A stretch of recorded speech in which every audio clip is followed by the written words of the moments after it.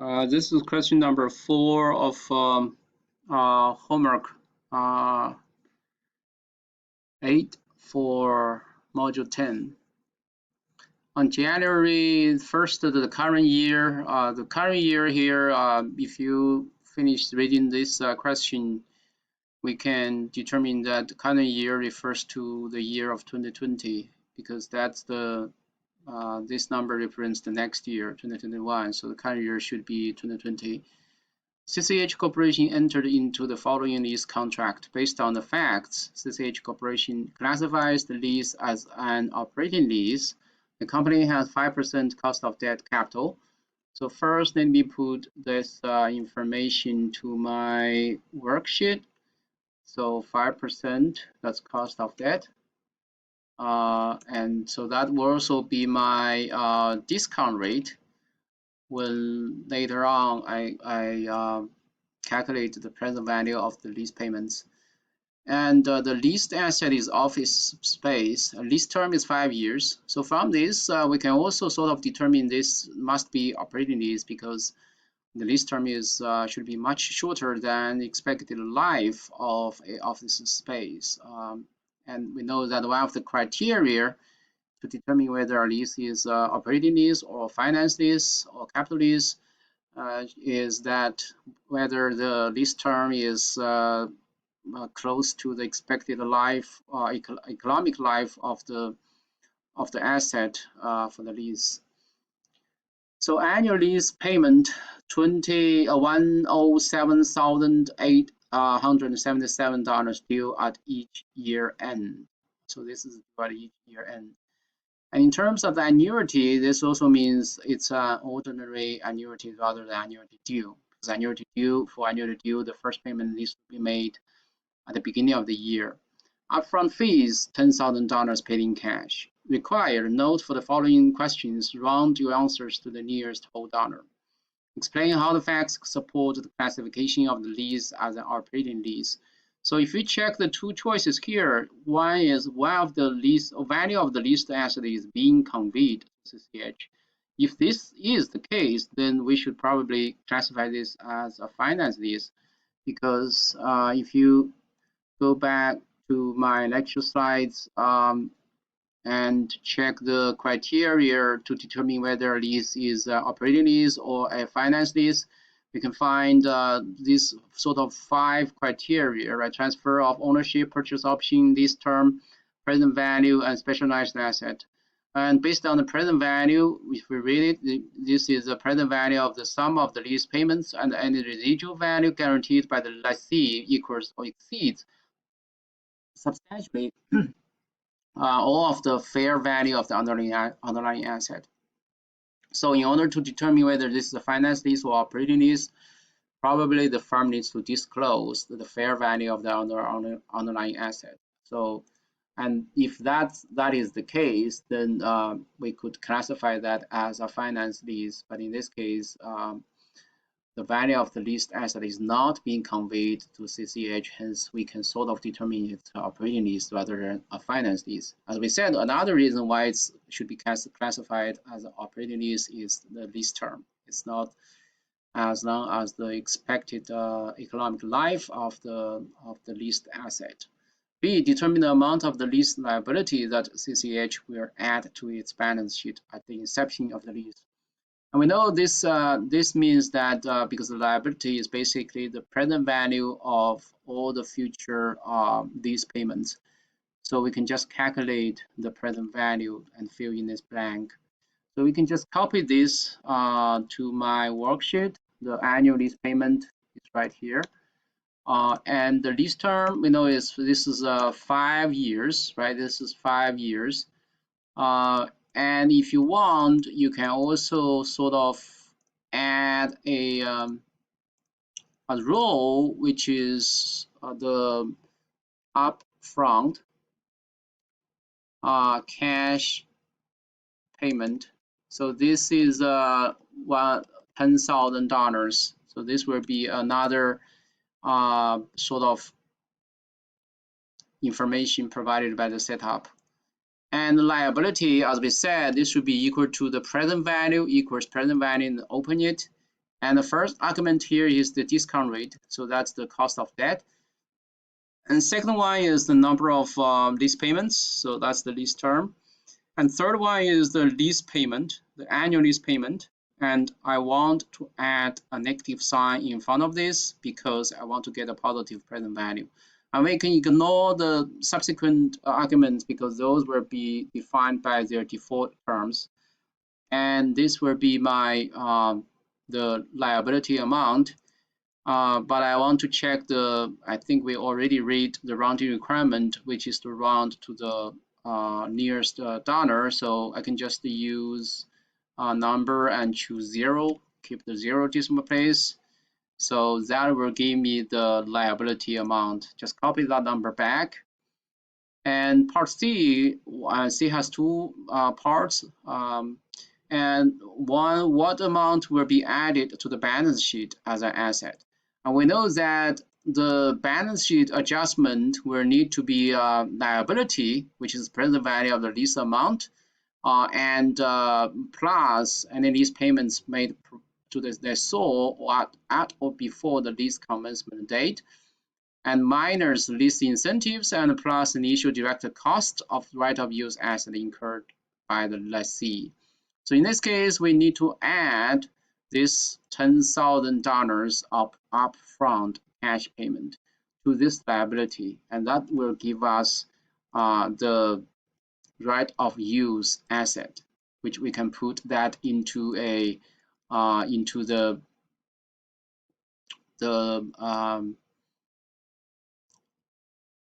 left-hand side of the balance sheet. So we can use this, still keep this to the round to the nearest whole dollar, and copy this number back. And what will CCH Corporation call the asset on the balance sheet? We know this should be called the right of use asset. And part D, prepare a lease amortization schedule that shows the interest and principal portions of each lease payment. So I have sort of copied this table to my worksheet here. So our starting value for the lease liability obviously should be the liability we just calculated here. And the first year's implicit interest should simply be this starting liability, which should be our sort of principal amount times multiplied by the interest rate. So you can notice here, I can choose to just put a 5%, or I want to put this sale value, which is 5%, but I do want to fix this sale number. Why do I do that? Because later on, I want to drag this first row's numbers to all the other rows, which represent all the other years. Hence, all the corresponding variables can be automatically calculated. And that also is one of the advantages of using Excel for this calculation.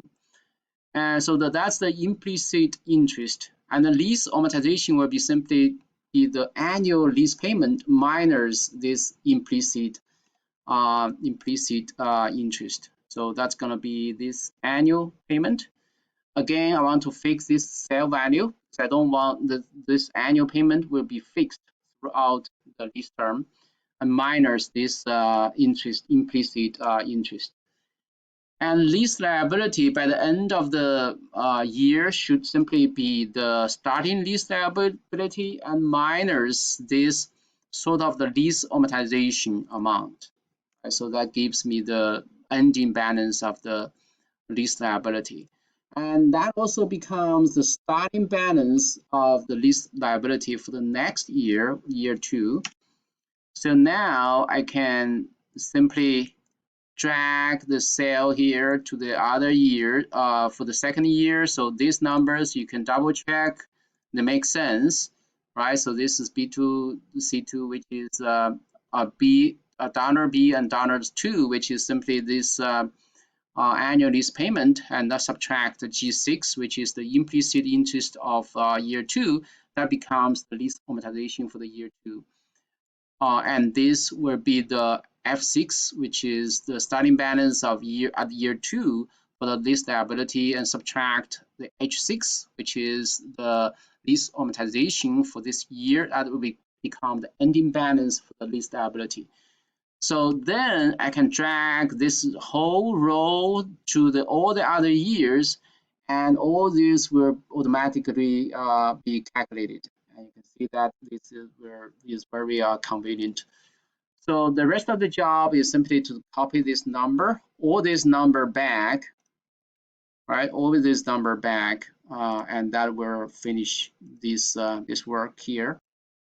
I have copied all these numbers back to MVC to save you some time. So part E use the financial statement effects template to record A, the lease inception, and B, lease payment for year 1, and for C, year 2 of the lease term. Also show the asset and lease amortization for those same 2 years. Note for each account category, indicate the appropriate account name. Enter N/A for any account category that is not used for a given transaction. Note indicate a decrease in an account category by including a negative sign with the amount. Basically, we need to prepare a balance sheet and income statement. But remember here, the balance sheet, unlike the normal balance sheet, we are doing this for to be at an incremental basis rather than the cumulative amount of the variables. So we start from the first one, the cash. We know at the inception of the year, the only cash payment is basically this initial cash paid upfront. So that's gonna be decrease our cash balance. So we add a negative sign in front of this amount, and that is cash. And non-cash assets, as we just calculated earlier, this refers to this right of use asset, right? So that's going to be my non-cash asset. And liability, this was also calculated earlier, just copy the number. And you can see this is balanced, right? Contributed capital, I think throughout this problem, we don't have anything there, so we can just use a non-applicable. We can do that for all these years because contributed capital means whether there's any new issuance of debt or equity, but in this problem, there's no such activity, so it's non-applicable. And earned capital in this case, we need to scroll this. At first, I think I forgot to do this myself. So don't forget to scroll this bar, and you can see we also have an income statement here. An earned capital here should be referring to the retained earnings, retained earnings. And this has to come from this income statement. So here, the income statement, everything here should be non-applicable because and the expense here should also be non-applicable because this doesn't apply for this inception date. And net income is also 0. So the retained earnings, it's 0. And so that we are down, basically we are down for the we are not done yet because we haven't chosen the non-cash asset. We know this refers to the right of use asset, and liability here should be the lease liability, right? Because this is operating lease, and we know that for operating lease, both asset and liabilities are reported as a separate item on the balance sheet. And think now we should be done with this. Yeah, and now let's continue for the first year, part B, the lease payment for year 1. So for year 1, the first payment of the lease has been made. So the cash will further decrease by this amount. Just copy this, and don't forget we need to add a negative sign in front of it. So this is, again, this is cash. And non-cash assets. So we're gonna there's some amortized amount will have to be deducted from the initial balance of the right of use asset to arrive at the second year's ending balance of the right of use asset. And how much is that amortization amount? So that will be first part of that will come from the amortization from the debt, and we know from the liability, right? So we know that this table basically is the amortization schedule for the liability amount, and we know that this column here basically is the amortization amount. So, but for the asset, don't forget for the asset, that's why here I prepared another sort of a table for that. So right of use asset amortization should be this uh, lease amortization and plus the amortized amount of the initial upfront cash balance, right? So that's going to be 2,000 because $10,000 will be amortized over 5 years. Hence, we have $2,000 for each year. So that will give me the amortized amount for the asset. So I'm going to copy that number. And then again, don't forget to put a negative sign in front of this. And this is again right of use asset. So liability, we can just directly copy this amount because this is the lease amortization for the liability. And we also add a negative sign in front of that. And this is lease liability. And contributed capital, we don't have to worry about that, as we said earlier. And earned capital, in this case, we do have the earned capital. And how do we calculate the earned capital? Again, this refers to the retained earnings. All 3 years refers to the retained earnings. And this we have to finish the income statement in order to determine the retained earnings, right? The income statement here is first one is revenue, right? Revenue, again, this is non-applicable because we don't have any revenue in this case for this problem. And expense here, since this is operating lease, so this the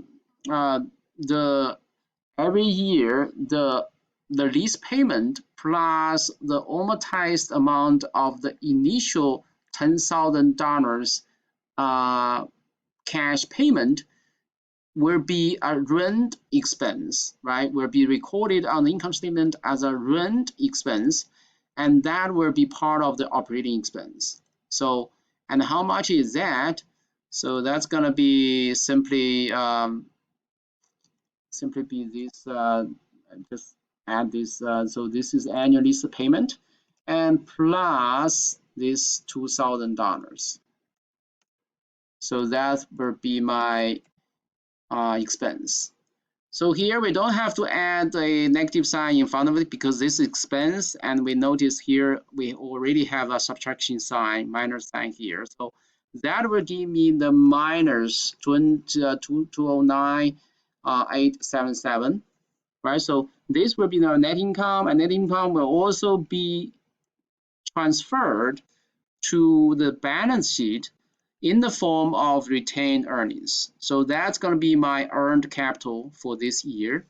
And you can check this because balance sheet needs to be balanced at all time, right? So you can check this actually holds because the liability amount, you can notice this is $2,000 greater than the right of use, the decrease of the right of use assets, right? Why I say greater? Because both are negative amount. So this absolute value is lower, hence its value is higher than this one. But the earned capital in this case, you can see that this is $2,000 greater than the cash, than the decrease in the cash asset.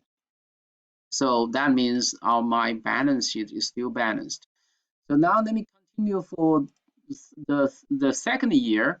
The second year, this the cash payment will be the same because that's basically coming from the annual lease payment, right? So, and non-cash asset will be calculated similar to what we did earlier. Basically, that's coming, part of that is coming from the amortization from the liability, but then we also have to add the amortized amount of the initial cash payment, which is another $2,000. So that gives me this right of the decrease in the right of use asset, and this is right of use asset. And liability, that's simply copying this number, but don't forget we need to add a negative sign in front of it. So this is a lease liability. And retained earnings, right? Retained earnings, again, it's gonna be the same as year one, because every year the rent expense will be the same, right, for operating expense, and this will be zero, and revenue will be non-applicable. So this will be rent expense, and the net income will become something which we can transfer to the balance sheet in the form of earned capital, and particularly in the form of retained earnings. So I believe we are done with this part of this table, and we can also double check whether the second year's number also makes sense. You can see that liability amount is also $2,000 more than the right of use asset, and the earned capital here is $2,000 less than the cash amount. So that means this balance sheet is still balanced. And then we just need to double check whether we omitted any choice of the variable names, right, or count names. And I don't think that's the case. So I think we are done with this table. And finally, part F, at the end of the current year, as we said, the current year refers to 2020, right? We actually, the reason I can determine that is because here it wrote December 2020 here. What additional disclosure would CCH make in its footnotes pertaining to the 4 remaining lease payments? So at the end of the current year, the first lease payment has already been made. And because we have 5-year lease, right, 5 years lease schedule, so that means we have 4 remaining lease payments.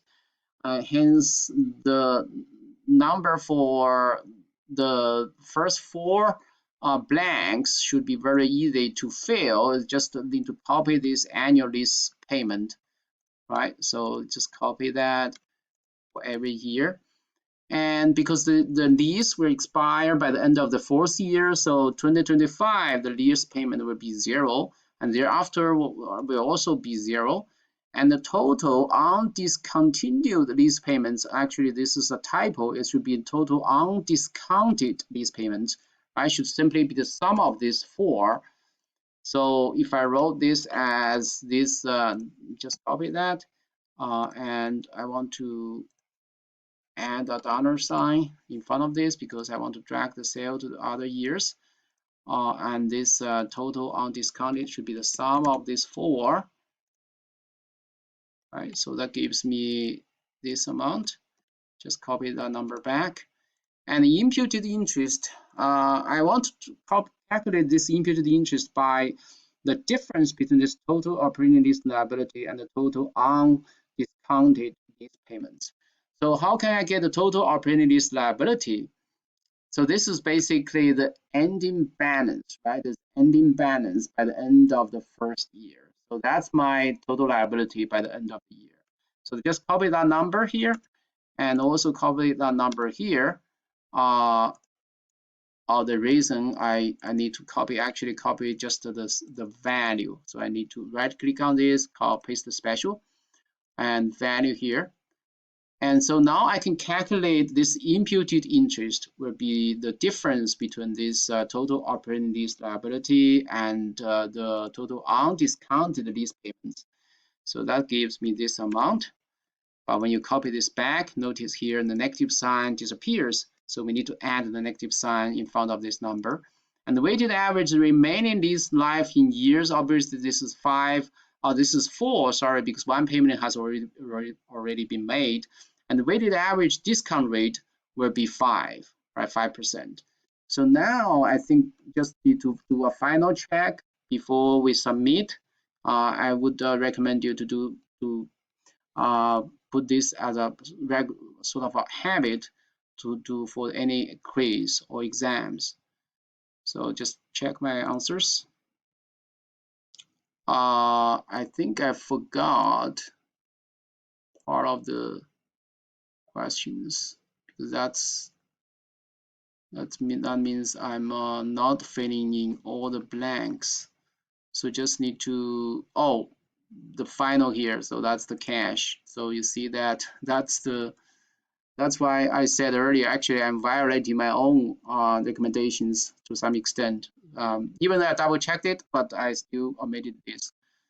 So I now just double check and see we actually we got one answer wrong. So what's the income statement for the first year? It's not income statement. Oh, for this one, I believe it should also be non-applicable. So I made a small mistake there because under NA/A for any account category that is not used for a given transaction. So that's where I made the mistake. I apologize for that.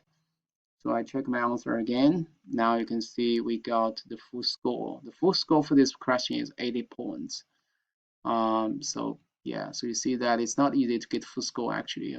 And I myself didn't get the full score for the first time. All right, so I hope this is somewhat helpful.